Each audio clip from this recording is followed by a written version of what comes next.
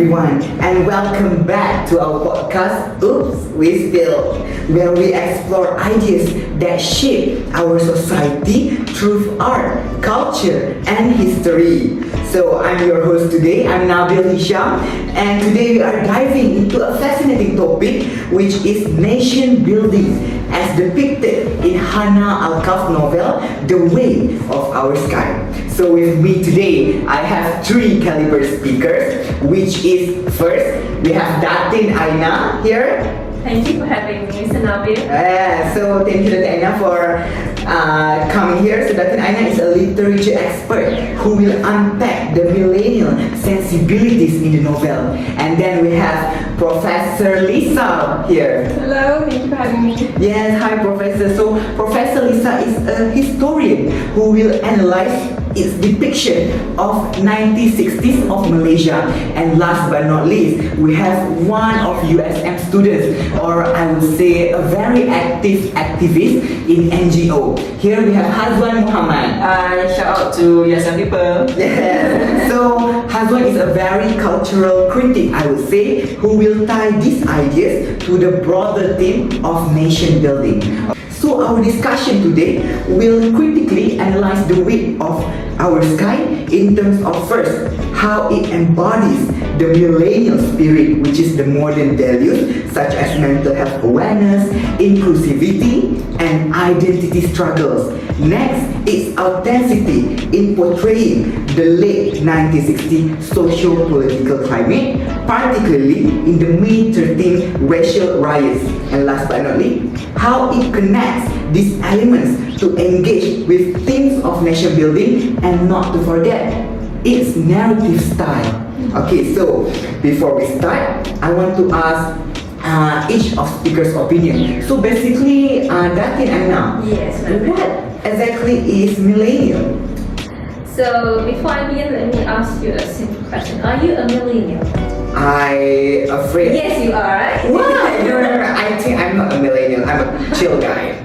We are Gen Z. We are Gen Z. Yeah, We are I more thought like you Gen Z. were born in Oh 1981. my god, I don't know if that's a compliment or not. Okay, continue. Okay, so basically, when we talk about millennial spirit, it refers to values of the millennial itself, the attitude that they carry at that time, and what are the cultural tendencies that often associated with the millennial generation that born between 1981, just like person beside me, Oh my god. until 1996, and their influence on modern storytelling and societal norms.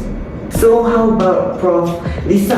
What is actually the representative of 1960s? I would say, because I'm a Gen Z, not a millennial, so I'm quite blur on this topic. Can you enlighten me? Okay, so when we talk about 1960s, and particularly for this topic, we're talking about 1969. Yes. So 1969 and millennials, we have very different mindset. Yes, So when it's we dive into later on our book, maybe we should talk about how these different mindsets vary from each era, because different eras of people have different mindset. So we'll look into that too. Maybe our mindset on it, and then our opinions and the communities too. Yes. So people in the millennials, we're Gen Zs, right? Yes. So millennials, you can see our parents, Yes. for example. Their community spirit is different from what it used to, maybe. Yes. Maybe when they were younger, they had more like a racial tension. Compared to now. Yes. Now we can see our parents talk to Malays to Chinese to Indian, so we can see those differences. HAZWAN, so what is your opinion about Hanna Alkaf narrative style, or our topic for today, nation building theme? Okay, thank you, Mr. Nabil, and also thank you for the very, very eye-opening session with you guys. And also, I think when it comes to narrative style, I think it's very important for us to understand what is the narrative style, because it actually will help the reader to understand what is the story being told about. The author wants us to, how the story being depicted, how the story being How they illustrated portray by the author. Yes, if not, we wouldn't understand the story, and we will left like hanging and do not understand what is the story about the And then we also want to know about what the author use of the language, the tone, the structure of the novel. Yes. Is very important, and also the techniques that being used in the novel, like the choices of the narrator, is it the like first person or third person, Yes. and then also the flow of the event, is it like linear or non-linear, something like that. And I will like dive more after this, and also the overall mood of the storytelling, the voice of the storytelling, and it's very important because it will shape. It will help us to have the readers to experience the story, and it will connect us to the characters of the themes. Yes, thank you very much, HAZWAN. Okay, so our audience might be confused why I'm asking this question. Like millennials, like 1960s, like narrative style, or our team nation building. Why? Because last week we have our fan of this podcast, which is Nurul Farhana Lau. So she sent us a question to ask us to discuss on today's week's podcast. So she asked, to what extent would you argue that Hanna Alkaf novel is more millennial in spirit than representative of the late 60s or the time of the May 13th incidents in its narrative style and approach to the theme of nation building? So that is why we're here today. We are going to answer your question, Nurul Farhana. Okay. So to kick things off, let's discuss how this novel reflects millennial values and concern. So that is AINA. Yes. Nabil. Could you share your thoughts on this? Okay. Just now I already explained to all of you what is millennial spirit. Yes, true. But in terms of this novel, the way of our sky, the millennial spirit that I can see in this novel is the personal growth of the main character, which is Melati. Yes, Melati. And I bet you guys know what she suffered in the novel. She suffered from OCD. Oh, OCD. Yeah. People at that time, back in, for those who born in 1981 until the millennial time, they don't know that what is OCD. So they assume that OCD is the gene. They rarely talk about that. Yeah, they really talk. I think they might have no. I think they have no enough knowledge about what is OCD. So I was kind of shocked when I read the novel where she described the death of her mother as a strawberry jelly. Okay, you look at how the vivid description of her thought can be, and it is kind of dangerous. Yeah. When it comes to the May 13th incident, she kind of overcome the so-called dreams by saving, I think, 4 people, such as Roseline, the pregnant woman, the maid, the little kids.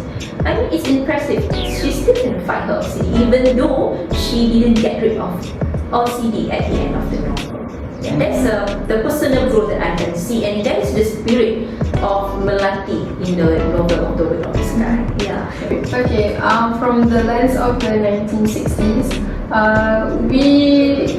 they don't really see that they actually justifies OCD as gene, and like you said, gene is like spiritual. Yes. Right. Well, maybe those people back then they didn't understand, and the things they don't understand, they sometimes justify it by something. They justify it by relating it to religion, or to people being crazy. Yes. That's how they justify the unknown. Yes. Yes. So they justify the unknown by doing so. So that kind of illustrates how they think of mental health issues. There aren't much awareness during that era. Yes. So aren't much awareness, and there's not much exposure, and that's why people in that novel don't understand her. Yes, the people in the 1960s is very, I would not say it's their fault, because it's not their fault in that So the lack of the exposure, you understand. Yes, in that kind of era, Yeah. there is lack of technology like nowadays. There is lack of awareness. I think I want to talk about the language and the tone used in this novel. So I think one thing that very stand out in the way of style in this novel is just the author that describing the character of Melati. You know how the author described the Melati's Character. characters. Yeah, obviously. So I think the voice is used in this novel is very direct, and I mean like it's easy to understand, and you know it feel like the Melati is directly talking to us. You know, it's very like no barrier between the reader and the Melati, right?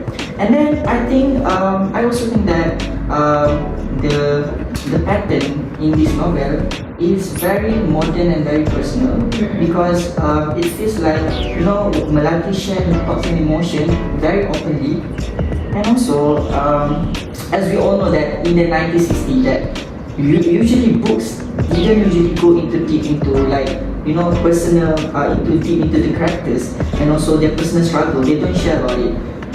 They focus more on the big events, like they don't talk about, you know, mental illness, like, you know, OCD. They don't talk about like mental health issue like that. So I think in this book, Melati's struggle with OCD are shown in very raw and honest way of storytelling, and I think it feels more connected to today's world, and you know, where mental health is talked openly in this book. Yes, so back to what HAZWAN said, the voice or the narrative style. What stands out immediately is the novel used a first-person narrative. So Melati's voice is raw, honest, and deeply introspective. So I would say this creates a sense of immediacy and emotional connection. So which feels very modern and relatable for younger readers like us Gen Z. Okay. So as we deep dive into other narrative style, I want to add one more point, which is accessible yet powerful language. So Hanna Alkaf's prose is simple and accessible, but it doesn't shy away from depicting the brutality of the May 13 riots. So the language strikes a balance for me. It's approachable for younger readers while still packing an emotional punch for them, which makes it an excellent tool for educating them about Malaysia history. So AINA, what is your opinion about that? Yes, just as I mentioned earlier, this novel itself, the way of our start is more millennial because of the main character itself. Look at how she fight her inner demon, and how she solved the problem, where the adults can solve the problem, such as she stopped the fight between the Malay gang and the Chinese gang, where she have to send the pregnant moms. And it proved that even though she has this kind of OCD, she still want to help people during the riots, because she want to protect them. That's the mindset of the millennial that I like in this novel. Yes, so yes, we can agree from these lenses. It's more millennial in spirit, I would say. Did you guys agree with me? Okay, so let's jump into another topic, which is the themes on national building. So this novel raises the questions: what does nation building mean in the face of division? So maybe Melati's journey is a microcosm of the larger struggle for unity. So it's like a micro from a larger journey. So her interactions with individuals from different racial and cultural backgrounds mirror the effort required to mend societal fractures. So what struck me is how Melati's story underscores the idea that nation building isn't just about grand political gestures. It's about the small everyday acts of kindness, understanding, and connection. This feels especially relevant in today's polarized world. Isn't that correct, Prof. Lisa? Yeah, that's correct. And you said how nation building, it's a micro of a larger scale. Yes. And that larger scale, which is the centerpiece of the whole story, is about the racial riot of 69. Yes. Right. So, like you said, because it's a micro cause of it, when we see the bigger cause, the racial riots, you see these fights against other cultures, mainly the Malays and the Chinese. So these racial riots affects the themes of the book, because it's about, like you said, it's about nation building, right? Yes. So we're building a nation based off multicultural people, and Yes. our efforts in doing so. So Melati, throughout the whole, Melati and the other people in the book are trying to piece together what the nation is trying to build, a more harmonious, more multicultural, more multi-identity of country. Yes. So basically, it's like Melati personal journeys to reflect on the collective challenges. From the beginning until the end of the novel, we can see she struggles. Yeah. She struggles with herself, but that doesn't stop her. That does not stop her from helping others, Yeah. the people in need. When No matter their race. yes, no matter their race and The age. the age, even though the chaos, the brutality, Yeah. what's happening in the May 13, if it happens now, I'm afraid that I cannot behave or act like Melati. Yeah. Yes, so I would say I would not fit the theme of nation building. But Hanna Alkaf works The Weight of Our Sky, the Melati's depiction in that novel is really aligned with the theme of nation building, and it really shows the role of empathy and bridging divides, and how the novel inspired conversations about Malaysia's past and the future. Yeah, Yes. that's so true. And also, I want to adding point to your point. Let's look to how the authors brings history to life in a Yes. very modern way. Yes. You know, instead of just telling the story of the May 13 the riot that happened from the past, from a political perspective, the author actually uses the event as a backdrop for Melati personal journey. Yes. Do you agree? Yeah. And also this makes the story feel more personal and kind of emotional. Yeah. And it's not just about the political issue or the national event that happens in our country, but also about how history affect on one individual, how the history affect the Melati's journey in life. Yeah, like how the millennial back then fight, the Yeah. generation fight back Yes. for the freedom, for the unity among Yes. people. That's why this novel screams loud for the millennial spirit. It's really highlighted the millennial spirit, like how she fight back all the way. Yeah, even Millennial spirit, because another reason is because she's fighting social stigma about gender. Yeah. Yeah. How it's true. she's a female or a girl, that she's supposed to be quiet, or because they mentioned multiple times that girls should be outside, but she did go outside Yeah. because she wanted to see her mother, to help other people. Yes. Yeah. So I think, in my opinion, the novel uses modern and, as we can say, that use a millennial way Yes. of storytelling to talk about historical event, because the book is focuses on personal struggle, mental health, and also Yes, social I think. justice. Yes, Yes. which make it feel like more like today's world than the 1960s. 1960, yeah. So by focusing on Melati's individual experience, the author helped us to see history in a new way, emotional way that many readers today can connect with. Yes, that is why we can understand Hanna Alkaf's works, because her narrative style, her theme suit us. The young adult. Yes, a young adult as a millennial. So it really screams like that in AINA say. It really screams millennial, and we feel near Yeah. Melati. We understand her story. So I see The Weight of Our Sky as a bridge between generations. On one hand, it resonates with millennial readers by addressing mental health and identity struggles. On the other, it serves as a reminder of the fractions that we have before this. And after that, we can see that this novel is really depicting the bridge between generation, and it's a clear transition between the 1960s, because when we ask our grandfather from the 1960s, they do tell us the story of the major thing, but we could not understand their way of interpreting. Yeah. But the way in Hanna Alkaf is very Vivid. yeah, it's very vivid. We can understand it crystal clear. Yeah, it's very direct. Yes, so I guess that is for our podcast today. So yes, this is the extent to Nurul Farhana questions. To this extent, we argue that Hanna Alkaf work is indeed millennial in spirit, whether it is in narrative style, is modern, is accessible, it has powerful language, Yes. is relatable, and then It highlights how it highlights the theme on nation building Yes. also in millennial way. So thank you guys for joining us today. Thank you so much. So I hope Nurul Farhana, this podcast answer your question. So thank you Datin Aina, thank you Yeah. Professor Lisa, and thank you HAZWAN Muhammad for contributing or participating in today's topic. So thank you. See you guys soon. Assalamualaikum. Bye.